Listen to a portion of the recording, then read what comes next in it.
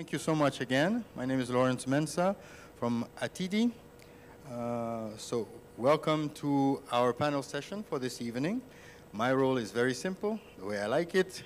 I will just introduce our first speakers, and then we will go on to a very interesting panel on seizing the opportunities in the Lusophone Compact program and turning the LC into a regional investment and development pole. With no further ado, allow me to call Madame Renata Vargas Amaral, Secretary for the Economic Affairs, Development, External Finance, and Regional Integration of Brazil. Boa tarde. I'm going to speak in English, don't worry. But I felt like I needed to greet you in Portuguese.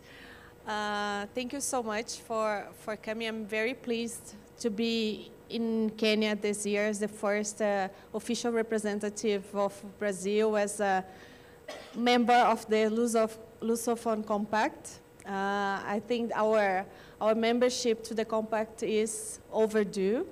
So I'm really pleased to be here joining this group today and this year here at this annual meeting. The formal accession of Brazil to the Lusophone Compact, which took place in April, last month actually, this year, during the visit of the President of the African Development Bank to President Lula in Brazil, marks the beginning of a new phase of relationship and engagement between Brazil and the African continent, especially with the Portuguese-speaking African countries, the PALOPs. We share the vision that the private sector plays a central role in the sustainable development of the Portuguese-speaking African countries and recognize the importance of the Lusophone Compact as an innovative fostering tool. The Brazilian government is making available its main official export support facilities to the African countries.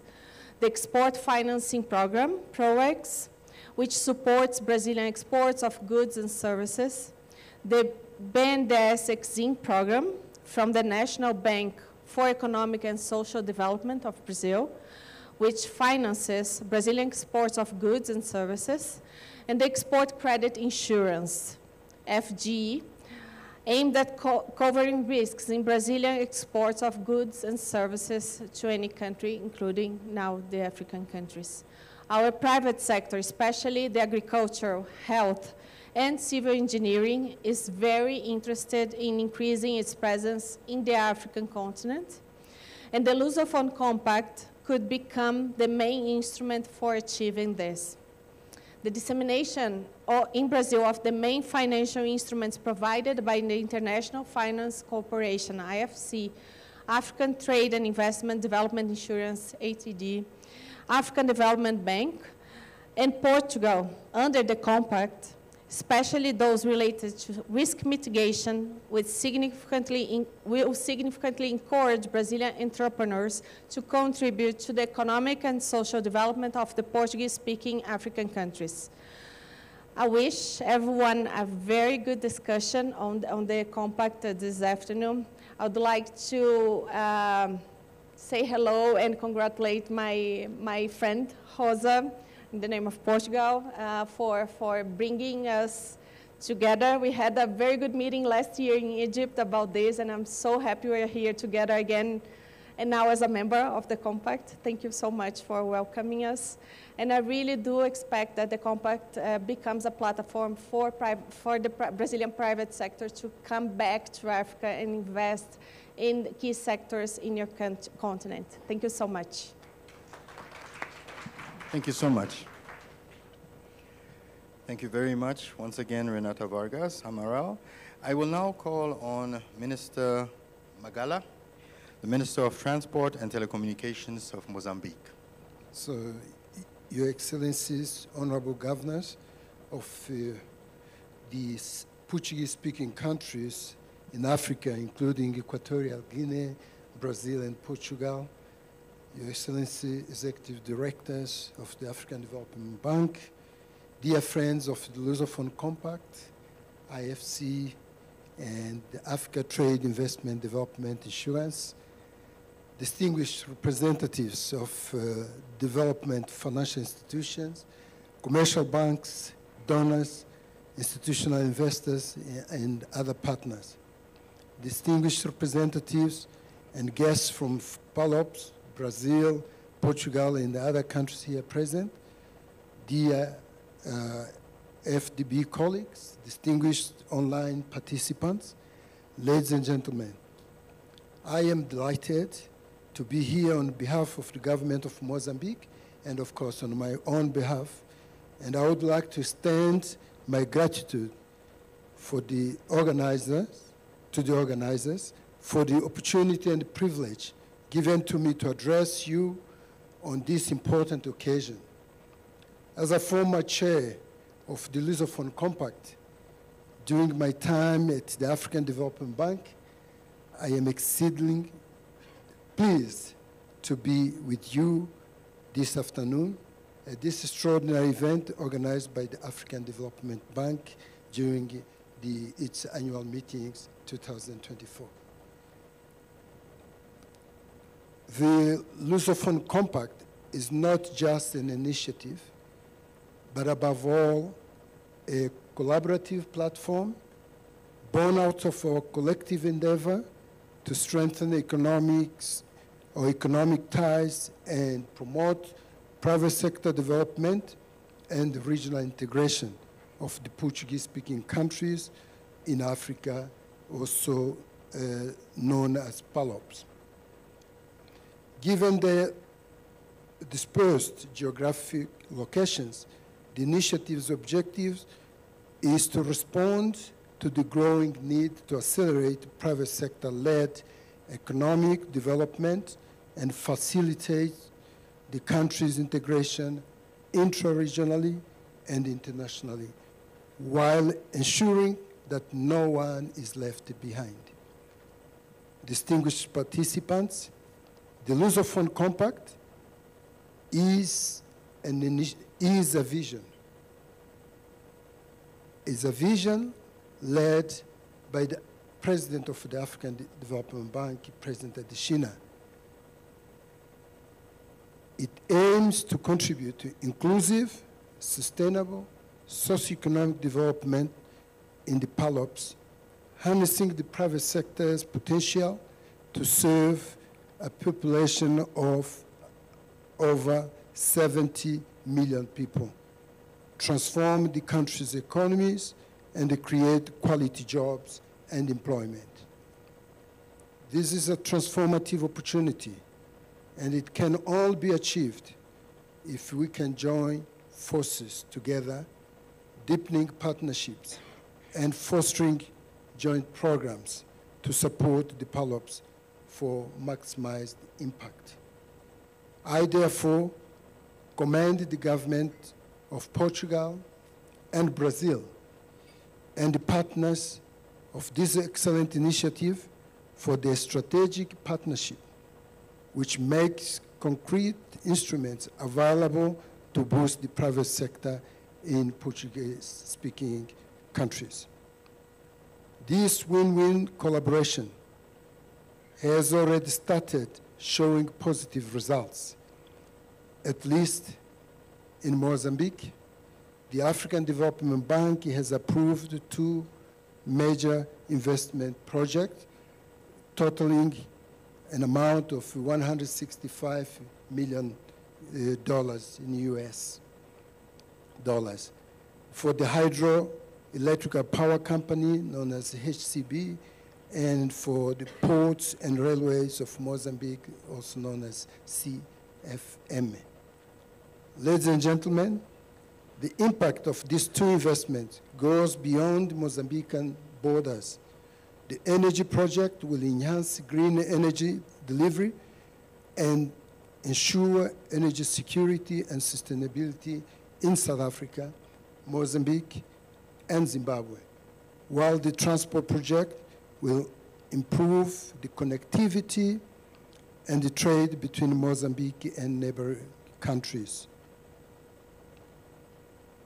This makes the Lusophone Compact an initiative that is perfectly aligned with the objectives of the African Continental Free Trade Area and an enabler of sustainable and inclusive socioeconomic growth and development in the Palops. This event, what I call a true meeting of minds, brings us together to discuss how we may seize valuable opportunities in the Palops through this initiative called Lusophone Compact. Ladies and gentlemen, dear colleagues and friends, I hope today's session clarifies this initiative and what the bank, the IFC, and the Africa Trade Investment Development Insurance, Portugal, and Brazil bring to benefit the Palops. Let me conclude by thanking you for the attention that you've given to me. I am confident that together we can make the Lusophone Compact an initiative that is a positive development narrative and indeed a loud success story. I am personally convinced that this is possible. Thank you very much. Merci beaucoup. Muito obrigado. Asante sana.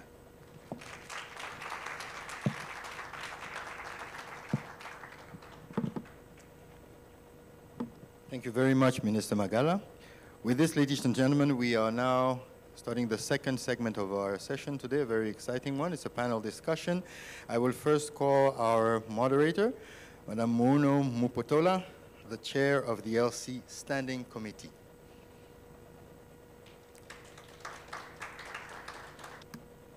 Thank you very much, Master of Ceremonies. Good evening, all. Let me call our panelists. I'll begin with Mr. Manuel Moses, who's the CEO of the African Trade and Investment Development Insurance. And I would also like to ask to come to the podium Mr. Mike Salau, who's the Director for Infrastructure and Urban Development at the African Development Bank. And Miss Claudia da Conceição, who is the Regional Director for Southern Africa for IFC. And then finally, but not least, Ms. Rosa Catano, who's the Deputy Director General for the Office of Policy and International Affairs at the Ministry of Finance of Portugal.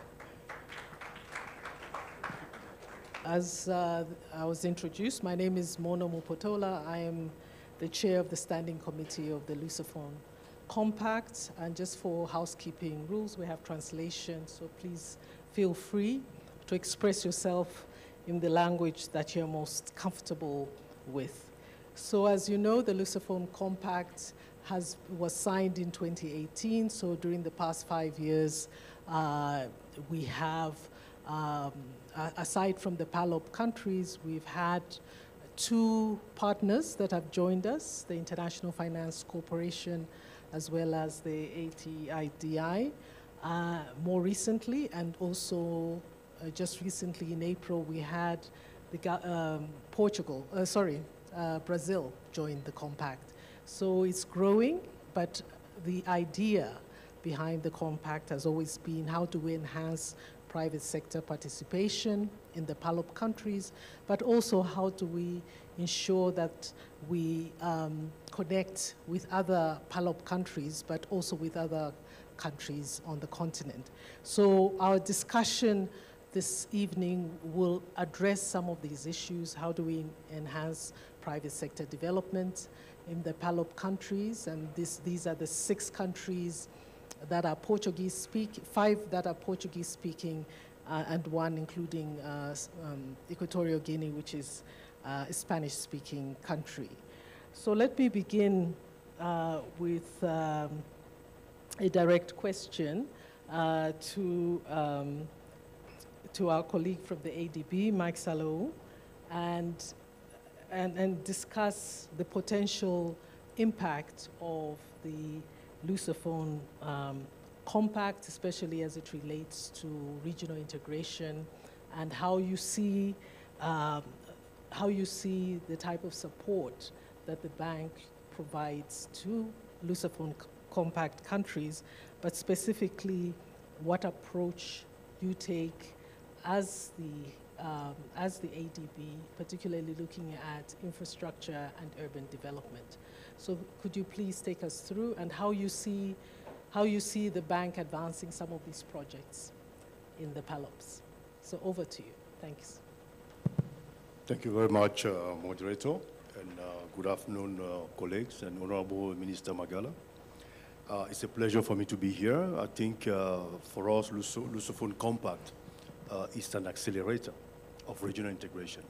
I'm saying this because when you take a look at the African map, and then you see the positioning of the Lusophone Compact countries, you have the Maputo port on one hand, you have the port of Lobito and a port in Angola as well, and you look at the potential for developing a deep sea port in Guinea-Bissau, and also Cape Verde, which is a good logistic platform already, and the connectivity with, of course, the other Lusophone speaking like Brazil and Portugal. You can really see that there's a strong comparative advantage for Lusophone countries to really deepen their positioning, geographical positioning to be a trade hub around the Africa with other continents. So for us in African Development Bank, ports in those countries are for us a hub. Maputo port that I know very well has been doing extremely well, and I think the Minister of Transport is here from Mozambique. A lot of reform has been done under his leadership, and I think this is exactly the kind of initiative that we would like to see that can promote. And that also works very well with the neighboring countries. Maputo port serves South Africa. The port of Lobito that now we are promoting as part of the Lobito corridor through DRC and Zambia also serve as a gateway for those two landlord countries. So here and then the deep sea port that we are trying to, right now the bank is supporting the government of Guinea-Bissau to do a feasibility study of a big deep sea port in Bissau. So therefore, you have access to the landlord countries of Mali and so on and so forth, and also to develop the whole mining area in Guinea-Bissau and Guinea. So we have mapped out this potential for regional integration and actually deep diving on our assistance to those countries. That's one thing. The second one also that we're doing is to have the land connectivity. I talk about port, but we also have land connectivity. Senegal and Guinea-Bissau are doing a cross-border project, the road project, to really give access to the Senegalese port and also to the market, to link those two to really create a bigger market for the Guinea-Bissau. And the third thing we're also doing is to have airline connectivity. I'm speaking here. Currently, we are looking at Osvaldo International Airport in Bissau to really make that airport a truly international one by bringing private sector. We are working with some Turkish firm, and here I would like to appeal to Brazil, because Brazil is also a very good aviation country that can also come and then work with us. And last thing I would say is that, again, in aviation sector, the bank is putting in place what we call aviation leasing platform. This is because of realization that African airlines are facing a lot of challenges in acquiring aircraft. Since the bank cannot directly finance the aircraft anymore, we used to do that. So we are creating this platform to de-risk the acquisition and leasing of aircraft. And I think this also will serve the Lusophone countries. Here again, I would like to appeal to Portugal and Brazil to work with us to join that platform to provide a first loss guarantee so that we can de-risk those companies to provide the connectivity for the PALOPs country within themselves and also with the rest of Africa. So that's what we are doing. as some of the initiatives that the bank is pursuing to really enhance regional integration between the PALOPs and also PALOPs and the rest of Africa. And of course, we have the PIDA program as well, which I think is a very important one, where we have established some kind of prioritization of very important projects that involve PALOPs country. So for me, as I said, the Lusophone Compact is an accelerator. We are already working to really interconnect those countries. But of course, we must not forget the issue of small island countries, that some of the PALOPs, countries. But when you look at the regional integration index, PALOPs countries are a little bit weaker than the average of Africa, okay? That, for us, is a call of action. And I think that we'll be discussing some of this here today to see how we can actually accelerate that regional integration. Thank you very much. Okay, thank you very much, Mike. That's been very useful. At least you've given us the role, and I like the term that you use, that the PALOPs is an accelerator the Lusophone Compact is an accelerator for PALOP countries to actually integrate within the regions where they sit. So let me shift gears a little bit and move on to IFC. And you've joined the Compact 2 years ago, and we're in the process of renewing that partnership. Could you tell me how you support the private sector in the PALOP countries as the International Finance Corporation? But most importantly, related to that, how best do you see this partnership, particularly working with institutions like the ADB, in terms of collaborating, leveraging the various instruments of both your institutions? How do you see this in enhancing the effectiveness of the Lusophone Compact?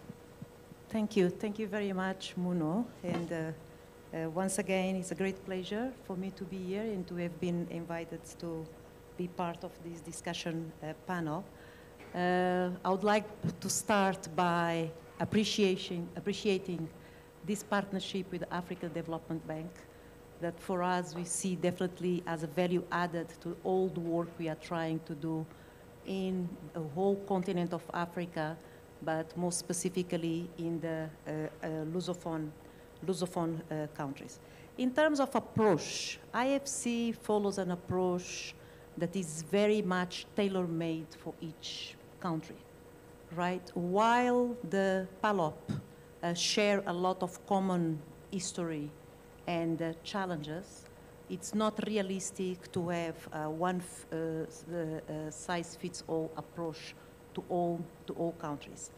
And because countries are different, the level of private sector sophistication, it can vary a lot from country to country. The level also of readiness of public sector to absorb and to promote private sector can also vary in each country. The risk profile in the various countries can be very different, among many other differences. So we rely as IFC on a set of analytic tools and sectoral diagnostics and mappings that help us in tailor-making the products and the programs to address the specific challenges for private sector participation in each country. And our approach really reinforces the compact objective to scale up financing in the PALOP. And to give an example of what I'm trying to say, for example, in trying to leverage on what my panel colleague just said, if we talk about infrastructure, while the common objective of IFC in the PALOP countries is to minimize the gap in infrastructure, our approach can be very different from country to country. For example, in Angola, we focused very much in supporting the government to address the regulatory gaps that impede private sector participation in a much more active way in the energy and water sector.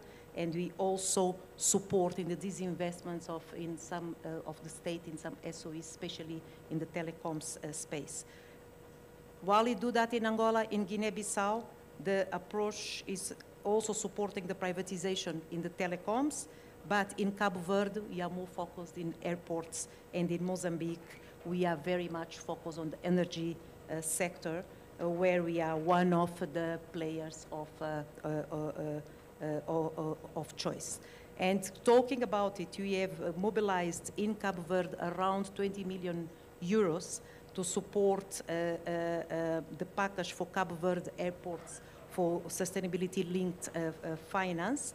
And in Mozambique, we have financed over $160 million in 3 very big projects in the energy sector, including the very first solar plant in Mozambique, that is the plant of Mocuba.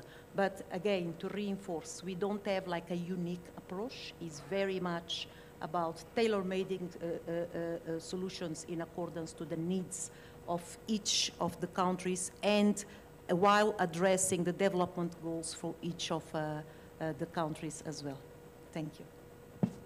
Okay, thank you. I'll come back to see, I think after we've gone through this round, just to see how your various institutions hope to leverage each other's strengths to benefit the PALOP countries. So let me move to ATIDI specifically. You're the one, you recently joined the Compact. I would like to know what you bring to the Compact. I know we have one member, one country, that is Angola, that is a member of the ATIDI, but specifically, what made you join the Compact? What is it that you bring to the PALOP countries? Thank you, Mono, for the invitation, and thank you for even, including us in this very important, compact that is focusing on the Portuguese-speaking African countries. Now, first I'll answer, what do we do, what do we bring to the compact? We were created actually 22 years ago with the support of the World Bank Group to try and address the question of private sector development in Africa. Our mandate is to see how we can bridge the gap between the reality of risk and the perception of risk. Investors are happy with all the reforms that the World Bank, IFC, African Development Bank are doing, working with governments to improve the regulations, the climate that allows private sector to do the heavy lifting that we need to close the infrastructure gap, to build economic enterprise that actually creates jobs.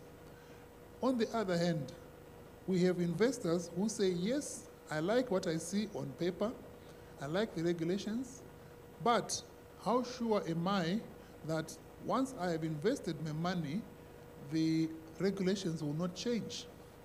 This was the basic fundamental question we were created to solve.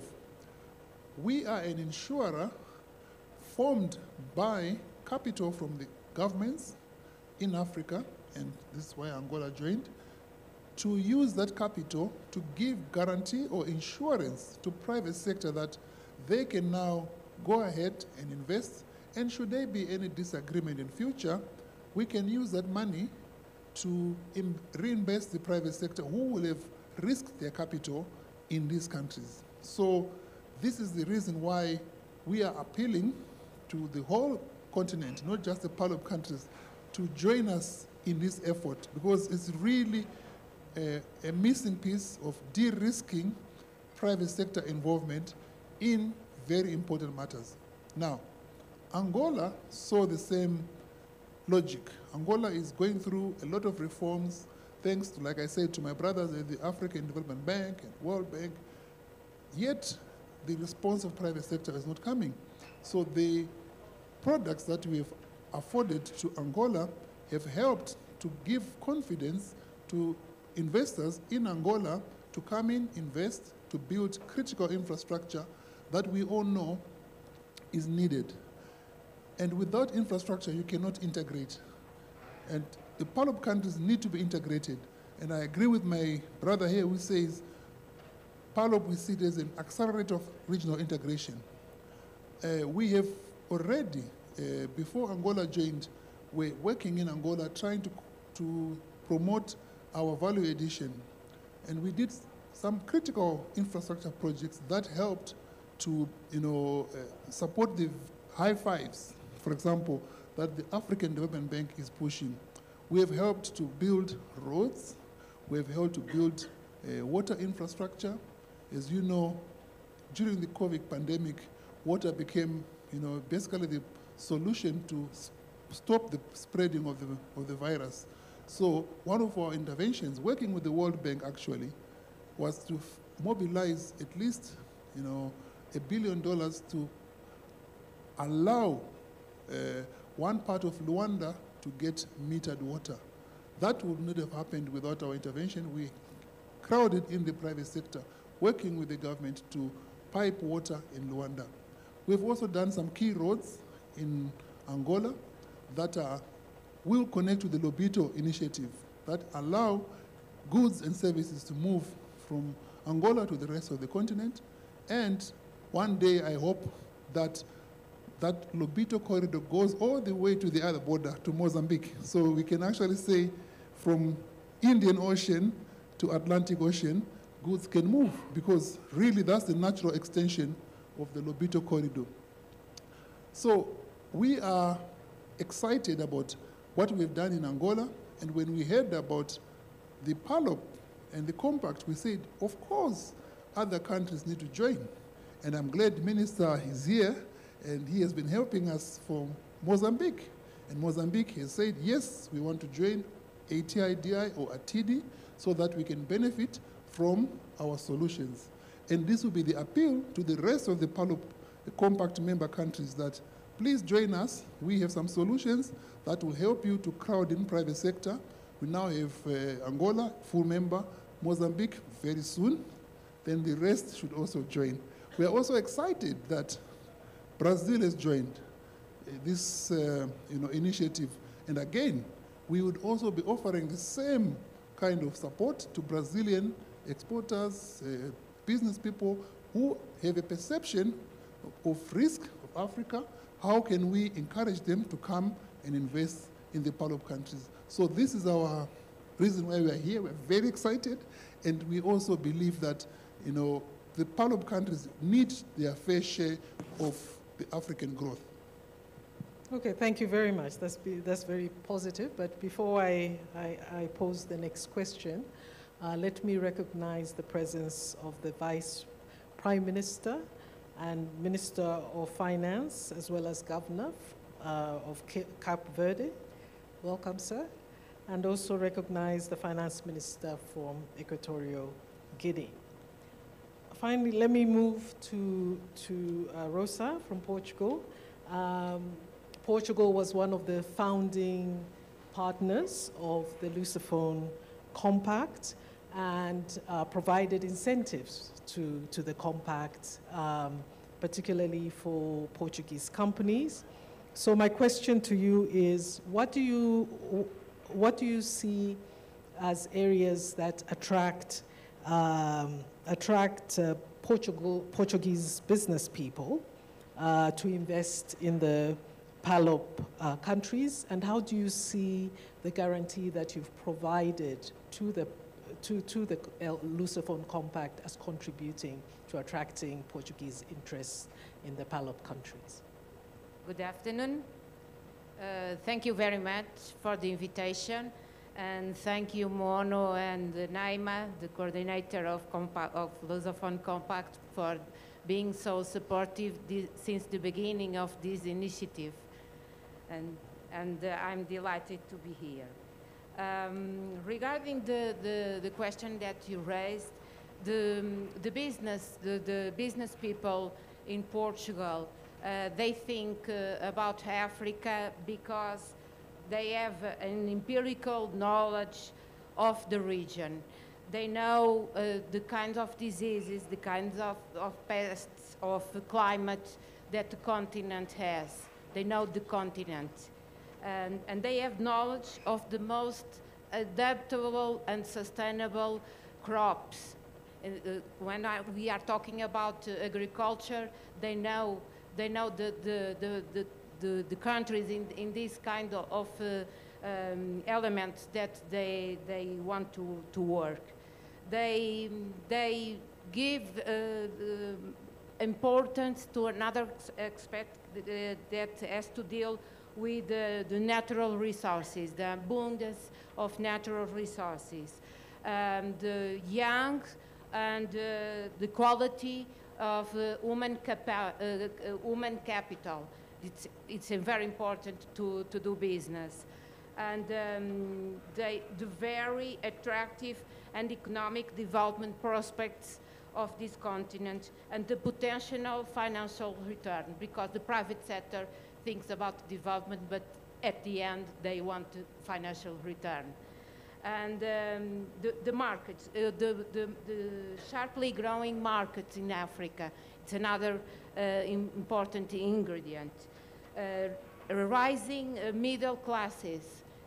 The rising middle classes, this is very related with the markets. And in the top of all of that is the strong historical, cultural, and linguistic ties, because they think in the same way. At least I think they think at the same way. And other ingredient that I think it's very important is the similar legal, regulatory, and tax framework. It's similar with the Portuguese one. So these are the main things that the Portuguese entrepreneurs think about when they do business with the PALOP, especially with the PALOP. Regarding this initiative, it starts with the visit of President Adesina in Portugal.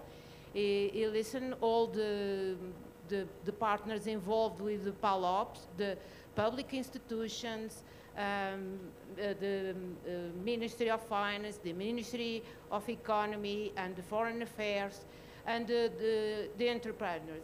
And at the end, we thought that one of the instruments that could help would be the risk mitigation, and could help the bank also to have a guarantee, a state guarantee from Portugal, because the bank could relieve from this balance sheet resources to do more business with the private sector of these countries. So the main idea is that. And the other idea was, because there is several instruments at the bank that could be used to better design projects, bankable and sustainable projects. So the idea was to interconnect these different instruments and work together through the different departments that the bank and the different areas that the bank is working. And this is our main goal, so we would like to have a more competitive and vibrant private sector in these countries. Okay, thank you. So I believe all of us have heard from our panelists on the various products and work that they're doing in the PALOP countries.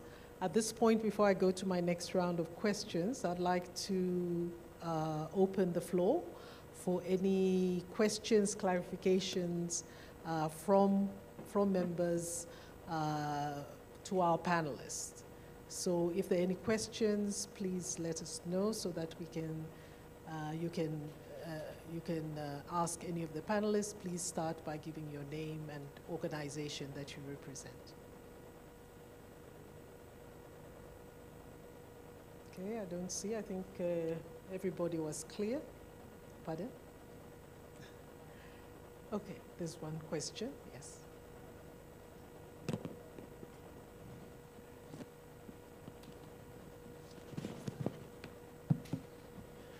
Merci, bonsoir à tout le monde. Moi, je Abisso Obiang, ayant vice-ministre des Finances de la Guinée équatoriale. Enchanté d'être là aujourd'hui avec vous. Je regagne la maison, parce que la Guinée équatoriale était découverte en 1471 par le Portugais. Voilà pourquoi nous sommes revenus à l'organisation, parce que nous nous sentons lusophones.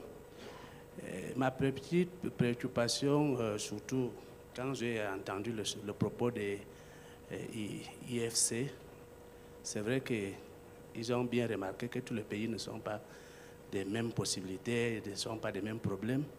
Et je leur ai demandé, est-ce qu'il y a une initiative, compte tenu de cette réalité, pour appuyer, accompagner les pays, pour qu'au moins chaque pays puisse bénéficier des projets du pacte et créer au sein du pacte une sorte d'assistance technique pour accompagner au pays et profiter de l'expérience des différents pays. L'autre jour, je saluais l'entrée du Brésil et je salue aussi que le Portugal soit là. Nos pays africains qui sont déjà avancés, j'ai bien entendu le programme, les réalisations qui sont faites.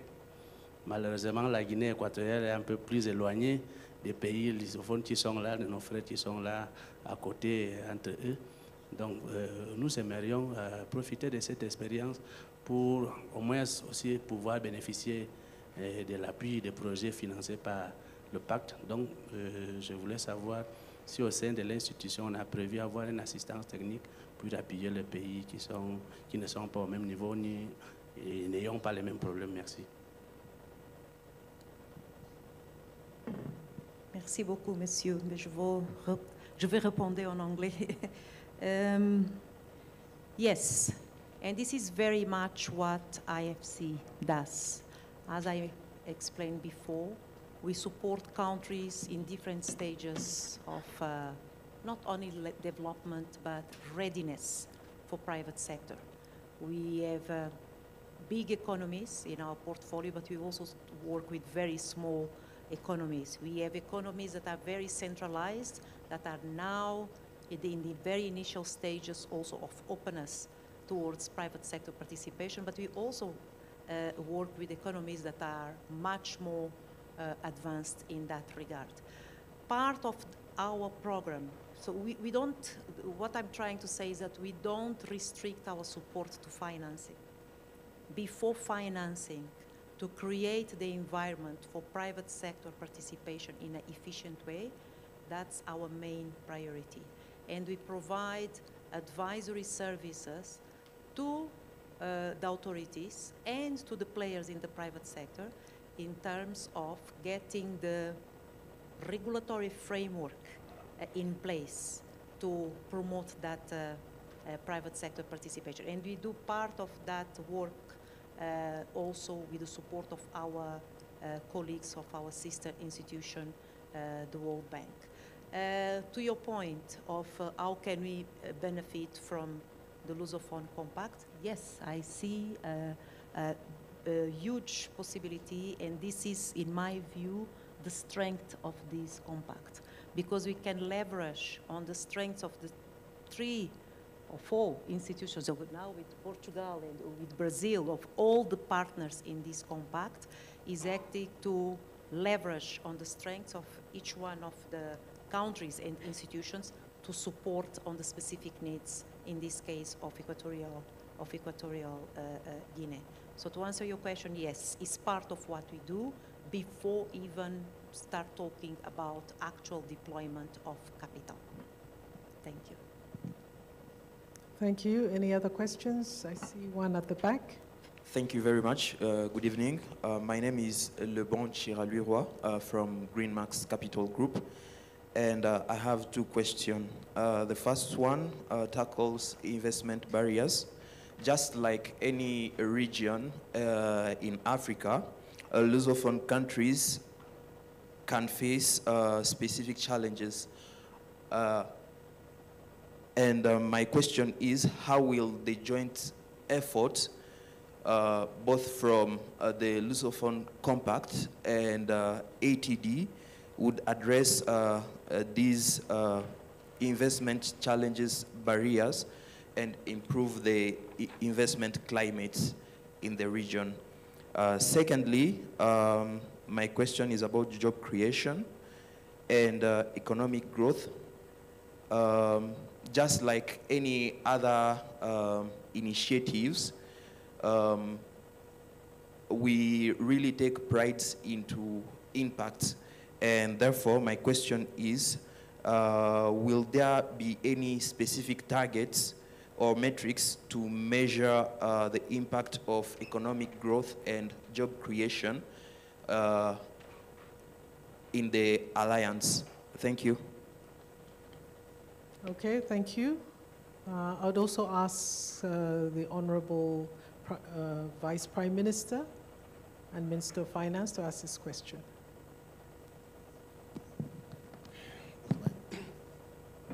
Let me speak in Portuguese, please.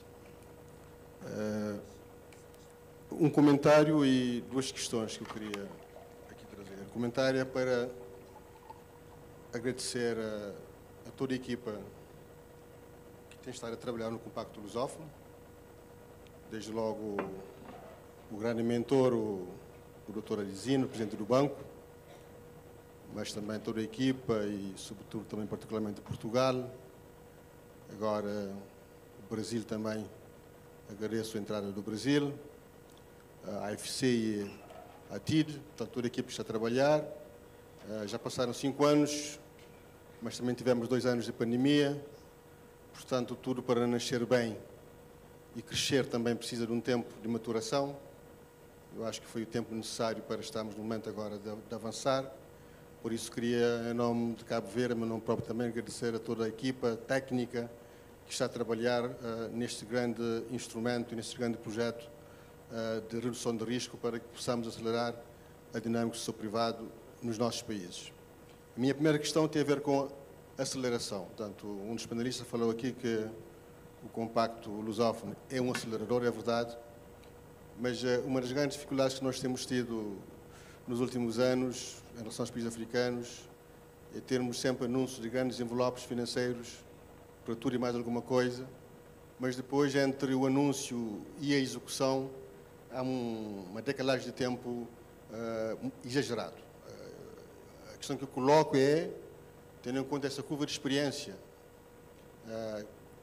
temos tido até agora, o que é preciso fazer do lado da equipa do Compacto Lusófono, dos parceiros, mas também do lado dos nossos países potenciais beneficiários, para que aceleremos, digamos, a utilização do compacto, para que possamos provocar o impacto nos nossos países. Primeira questão que eu queria colocar. A segunda tem a ver, está ligada com esta primeira, e tem a ver com a dificuldade ao nível da elaboração de estudos e de projetos para os tornar bancáveis.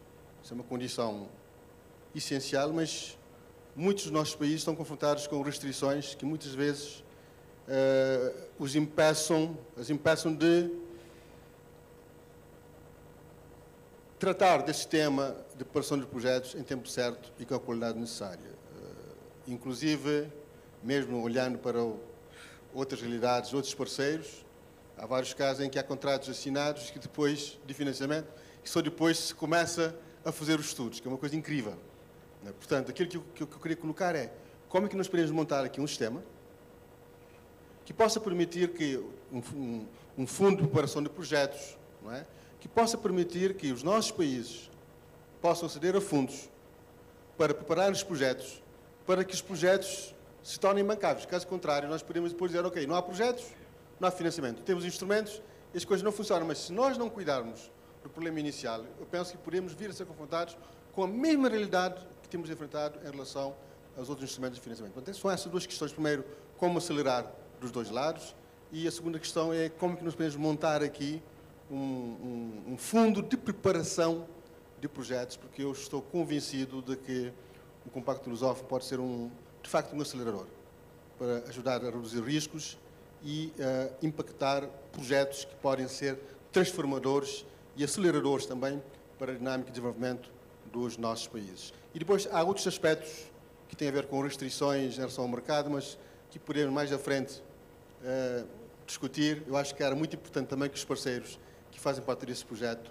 tenham mente aberta para, em função da evolução da implementação do próprio compacto, possamos introduzir alguns ajustamentos que possam melhorar a própria execução do compacto. Mas isso podemos discutir no momento posterior. Portanto, queria deixar apenas estas duas questões e o agradecimento a toda a equipa que tem estado a trabalhar no Compacto Lusófono, e estou convencido que poderá ser um instrumento transformador e um instrumento acelerador para todos os países que fazem parte do Compacto Lusófono, mas também para todos os nossos parceiros que estão connosco neste grande projeto. Muito obrigado por esta oportunidade.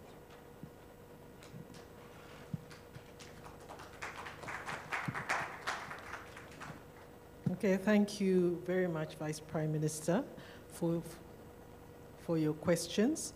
Let me, the first question I think had to do with how the partners would support countries from looking at issues related to building the capacity, to enhancing the investment climate, and how, finally, the second part was to look at how, whether or not there would be impact through job creation and how this could be measured how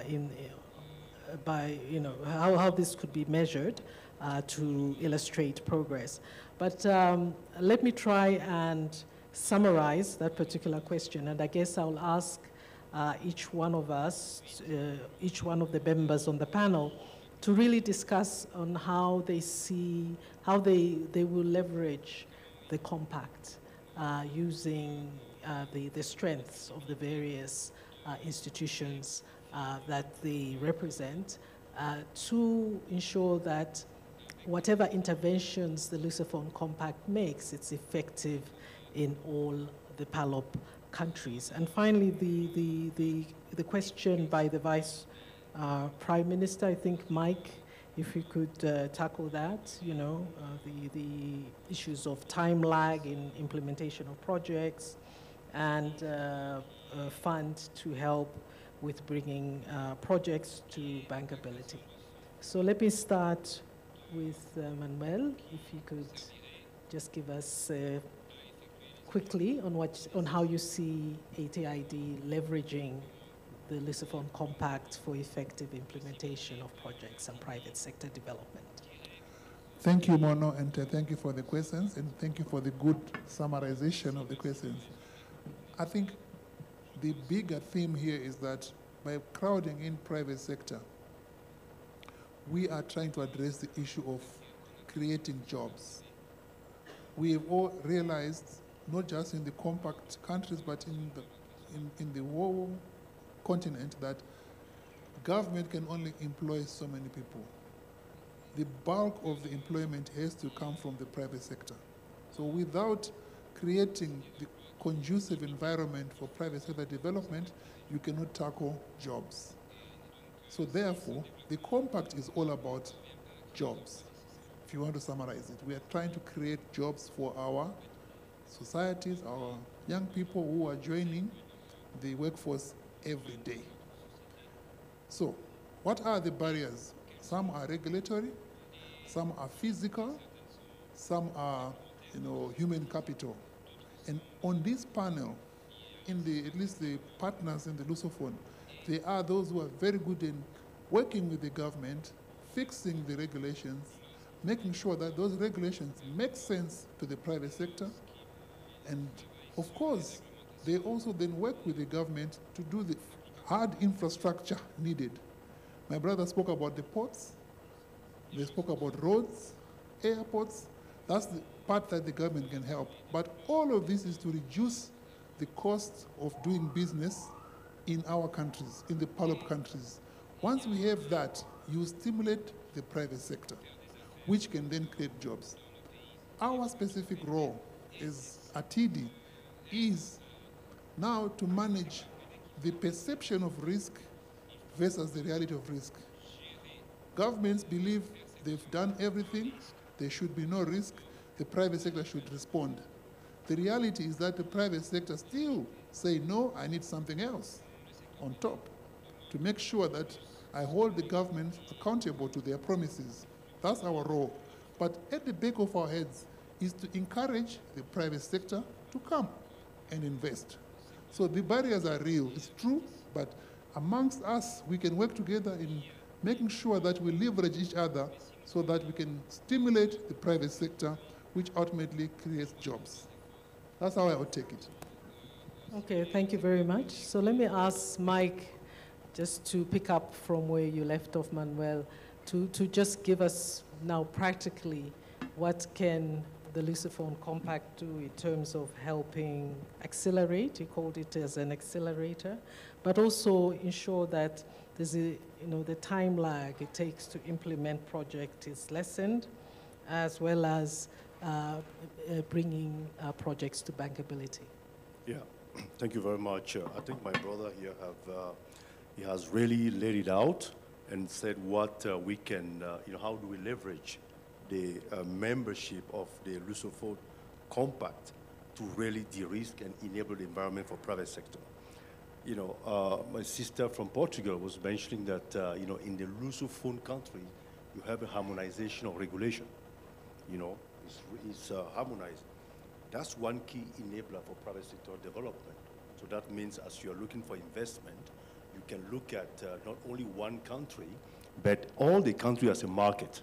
So it becomes like a bigger market because it's like, a seamless market with single harmonized regulation in terms of law and so on and so forth. That helps. The second thing is, I will also suggest that, we can draw lessons from Portugal and Brazil. These are the two economies that have really made it in terms of economic development and private sector participation. So we can draw best practices from Portugal and Brazil to enable the Lusophone countries on the African continent. How do they do public and private dialogue, for instance? What are the mechanisms by which private sector is incentivized in Brazil and Portugal? These are some of the lessons that we can actually learn. So I believe very much in the transfer of knowledge and best practices and what we can call a reverse linkage between the more developed one to the less developed one or developing one, so that we can really harness this and create a true sense of togetherness and then bring this. Second also, which I also think is linked to the second question from the minister, is the issue of project preparation. How do we make project bankable for private sector to actually come in and integrate, and invest? BNDES in Brazil is a huge bank who has a lot of capacity. They have done this in Brazil. They know how to do their development bank. They know how to prepare projects and so on. How can we design a mechanism by which BNDES can contribute to create either that fund that the minister was talking about, or simply just transfer that kind of knowledge to the Lusophone country? That will help. I believe that will help. These are concrete proposals that BNDES can be brought into this partnership from Brazil and contribute to de-risk project and project preparation and set up the mechanism in the countries by which you can actually prepare project from planning to project preparation to investment prioritization and so on and so forth, leading to investment. I think BNDES can play a big role here. Again, this is what we can call a reverse linkage, once more, that you can actually bring back. In addition to that, the African Development Bank, of course, has an area of instrument for project preparation. So we are already using those, whether it's a NEPAD IPPF, whether it's the UMTF, MIC Trust Fund for Angola and Cape Verde, for instance, and other, ADF project preparation facilities. So we do have an instrument or a platform for project preparation facilities in the bank that we're already deploying, but we want to do it at scale. Therefore, we need BNDES, in my view, to join us to do this. Thank you. Thank you. I really believe that all of us sitting here are committed to scaling up our operations in the developed countries. And therefore, collaboration is not a nice to have, but is really critical for the success of this goal, particularly in an era where resources are scarce, right? And I really believe that through coordinated efforts, we can achieve much more. And never I saw the opportunity to talk about the African proverb that if you want to go faster, we go alone, but if you want to go further, we go together, to be as better applicable, like in these particular cases. And this goes beyond collaboration between IFC, AFDB, and ITDI, but it involves also collaborations with governments, collaborations with the industry associations, collaborations with regulators, collaborations with the various players in the private and public sector. And linking this up to the question that was raised, I can use the practical example of our activity in Mozambique, where in the beginning of the operation of IFC invested years and years working with the industry bodies, exactly taking them through, there was a first phase that was all about supporting the government of Mozambique with the Doing Business Index that takes through issues that have to do with regulations, issues to do with the easy of access to private sector, to specific to the market, issues of taxation, so on and so forth. And that was a huge contributor. Then there was a second, in parallel, a piece of work with the private sector in particular, in terms of capacity building, providing technical assistance to the different industry bodies on matters related to project preparation, in matters related to ESG, in very basic aspects of business, doing business that are important to help them to access to finance. But this, obviously, we need to do it with resource, or the way we did it, there was a component of support from the government itself and also from our sister entity, the World Bank. And also it counted with the collaboration of some donors with whom we work together. In terms of what are we doing to scale up the operations in the PALOP, we are increasing the presence towards the PALOP countries.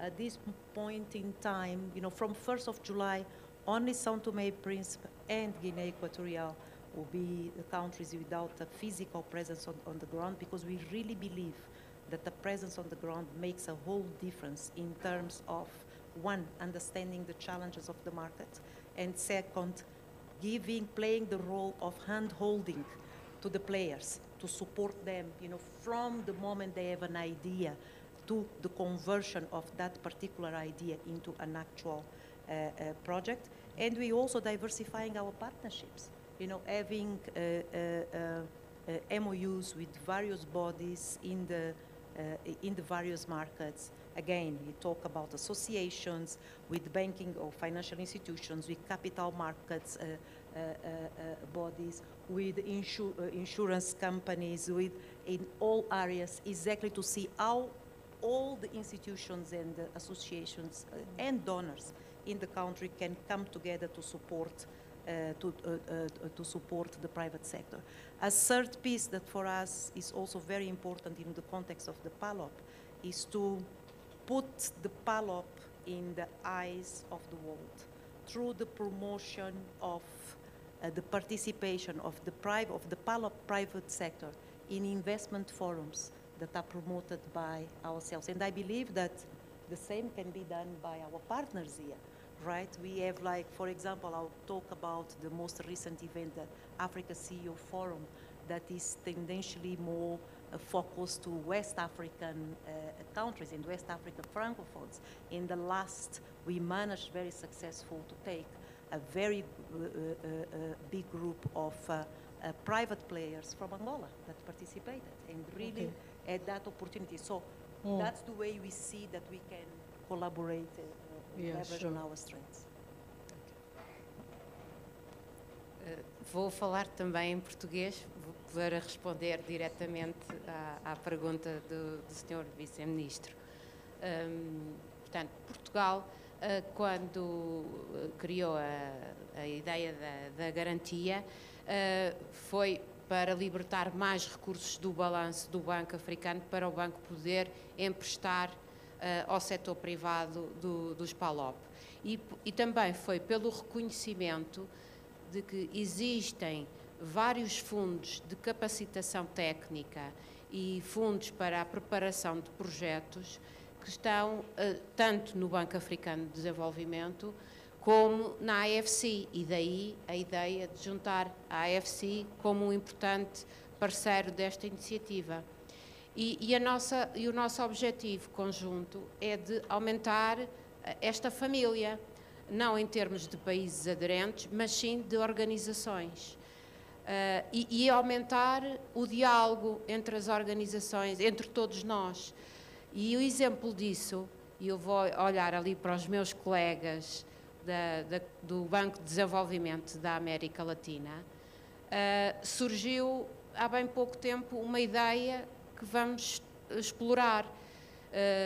E vamos explorar no sentido de quê? De ligar experiências bem-sucedidas de empresárias e empresários jovens e, sobretudo, mulheres que têm experiências bem-sucedidas em países da América Latina com jovens ou mulheres que querem montar um negócio nos PALOP. E querem montar um negócio e querem, como o Manuel dizia, criar emprego. Essa é uma ideia que vamos levar para casa, obrigada, Nacho, obrigada, que vamos explorar, porque existem já recursos financeiros em trust funds, eles não estão ligados. E aqui a iniciativa do Compacto Lusófono é, sobretudo, para além de alavancar, é ligar as pessoas, ligar os fundos, ligar os recursos que estão dispersos e trabalharmos em parceria e em conjunto. Essa é a grande força e é esse, no meu ponto de vista, aquilo que nós temos que agora começar a implementar de uma forma mais acelerada. Por outro lado, Portugal também tem vindo ao longo dos tempos e continua a desenvolver programas de cooperação técnica, sobretudo na área das finanças públicas, melhorando o enquadramento legal e evoluindo sempre nesse campo para que os colegas dos vários países tenham esse enquadramento mais moderno, mais eficiente, que no fundo é a transmissão da nossa experiência, porque nós também estamos em constante evolução, e as experiências bem-sucedidas serem transmitidas aos colegas do Ministério, neste caso estou a falar do Ministério das Finanças, mas essas experiências também podem ser transmitidas de ministérios como o Ministério da Economia, em criação de ambiente propício à elaboração de negócios. Pronto, ficaria agora por aqui. Okay, thanks. I think I'm looking at the time. It's a very interesting, it's been a very interesting discussion, but I think one thing that I take from this discussion is the issue of implementation. So I have one, okay, the Minister would like to make an intervention. So Minister, please go ahead before we close. Bom, eu vou falar também em português. Antes de mais, sou Américo Ramos, governador do Banco Central de São Tomé e Príncipe. Gostaria também de juntar a minha voz aos outros, de felicitar a iniciativa do Compacto Lusófono e de essa parceria com as outras instituições, nomeadamente IFC, TD e os outros, e agora também a importância de presença do Brasil com a sua experiência nessa iniciativa. Eu não quero ser repetitivo, porque essa questão já foi aqui levantada, mas eu gostaria de enfatizar algo que já foi dito pelo vice-primeiro-ministro de Cabo Verde em relação à particularidade dos pequenos estados insulares. Os instrumentos podem ser utilizados e estão sendo bem utilizados, mas, no entanto, há particularidades que têm que ser observadas, principalmente para esses países insulares e pequenos estados.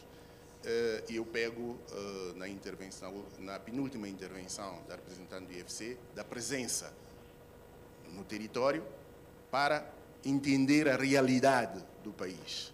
Isso é muito importante e ajudar a equipa técnica, como disse também, a preparação de projetos bancáveis de acordo com a realidade de cada país. Isso é muito muito importante. Eu partilhava aí com os meus colegas recentemente, porque alguém me abordou a necessidade, um privado que queria financiar a construção de um complexo hoteleiro, mas tendo em conta a dimensão de Santo Tomé e Príncipe, o seu projeto não vai para além dos $900 mil. E ele me perguntou onde é que eu posso encontrar esse financiamento. Disse, existe o compacto lusófono, mas o compacto lusófono, esse montante, tanto não consegues aceder. Portanto, são exemplos para que o projeto é abrangente, toca todos os países, mas tem que ver a particularidade de cada país, nesse caso, para países pequenos, portanto, a dimensão tem que ser, portanto, enquadrada dentro portanto, daquilo que é possível. Obrigado. Muito obrigado também. Vou me juntar aos meus colegas, em primeiro lugar, para cumprimentar o vice-primeiro-ministro de Cabo Verde, um amigo de longa data, mas também São Tomé e Príncipe, que não tinha visto na minha intervenção, e certamente Guiné Equatorial, também um país que entendeu a dimensão desta iniciativa e juntou-se logo no início. E agora ouvimos também Portugal, aliás, Brasil, com a sua vasta experiência, mas também com recursos financeiros, e mesmo em termos da banca, acho que, se eu não especulo, o Banco de Desenvolvimento do Brasil deve ser o que mais, ou antes fazia desembolsos maiores do que o Banco Mundial até. Portanto, é um banco muito poderoso em termos financeiros. Nós podemos alavancar isso.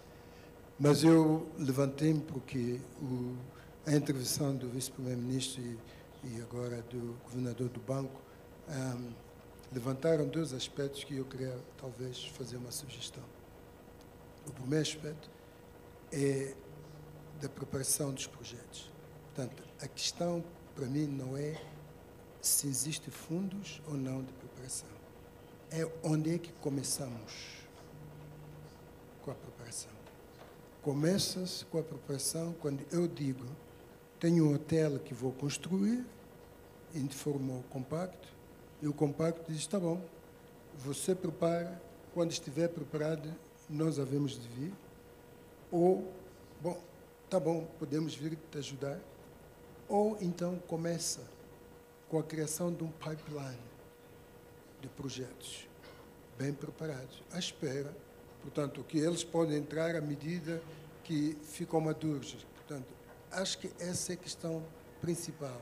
Às vezes há oportunidades aí, temos o pipeline criado, e nesse pipeline os parceiros podem vir logo no início ou ficam à espera de o país tem um pipeline. Não tem, porque não tem capacidade, claro. Então, eu penso que há necessidade de uma inovação aí. Cria-se o pipeline e com a vossa colaboração. A segunda coisa de se fazer é esta questão de economias, não é só insulares ou ilhas, mesmo aqueles que parecem grandes têm o mesmo problema. Vou dar um exemplo, talvez não é econômico, aliás, não é financeiro, mas é importante. Nós conseguimos ter um investimento, é um empréstimo, aliás, é um donativo do Banco Africano, para pormos radares meteorológicos em Moçambique. Sabe, Moçambique é um dos países que sofre bastante das mudanças climáticas. Então, nós precisamos, para cobrir o país tão extenso de 3.000 quilómetros, da ponta a ponta, são 3.000 quilómetros, isso ainda no mesmo país. Uma coisa como 7 radares meteorológicos, de alcance de 400 quilómetros cada radar, são num raio. O Banco Africano ajudou-nos a adquirir $2 milhões para montarmos um desses radares. E agora mais uns 4 milhões para montarmos, isso foi no ano passado que montamos o primeiro, e vamos montar mais 2, para termos 3. E nós conseguimos melhorar bastante a questão de previsão de tempo e mesmo gestão de desastres. O IDAI, que quase foi $1 bilhão portanto, de destruição.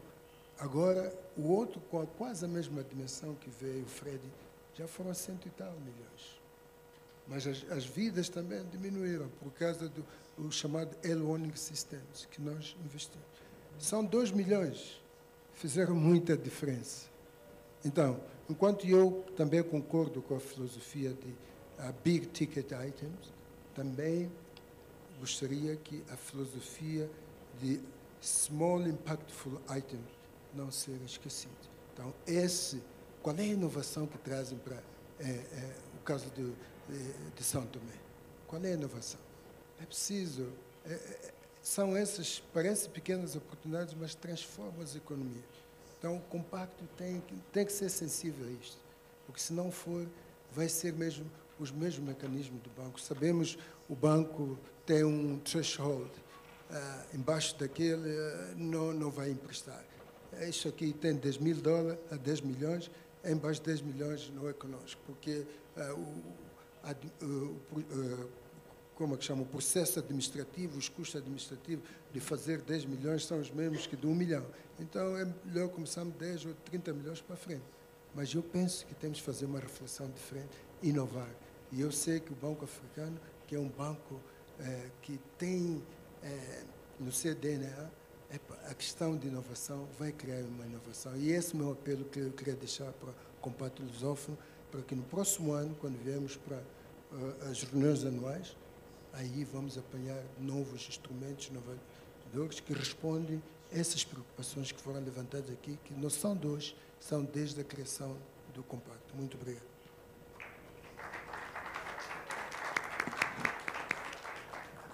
Okay, thank you very much, Minister Magala. I'm aware that, we're now at 7 o'clock, and I need to close this session.